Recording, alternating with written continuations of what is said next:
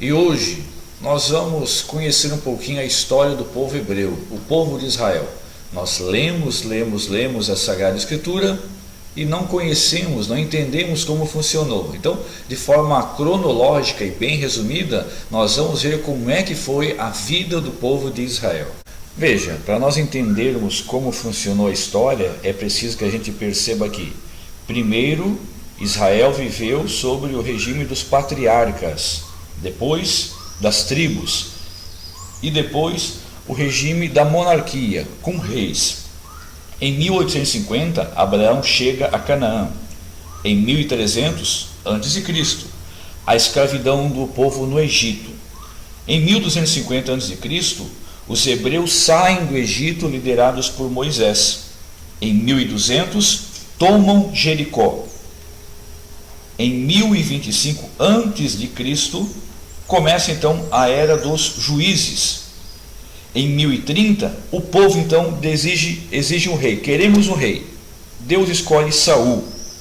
Em 1010 a.C., morre Saul e Davi, o pequeno Davi, filho de Jacó, é coroado rei de Israel. No ano 1000 a.C., Davi toma Jerusalém, a cidade santa.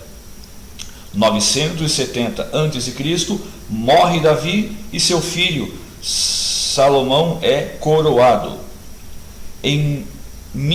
Ainda em 930, Salomão termina a construção do templo de Jerusalém. Agora o povo tem um lugar para fazer, onde Deus está, Para eles, Deus mora no templo.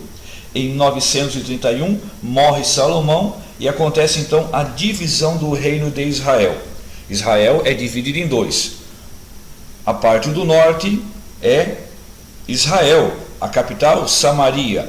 A parte de baixo do sul é Judá, a capital Jerusalém.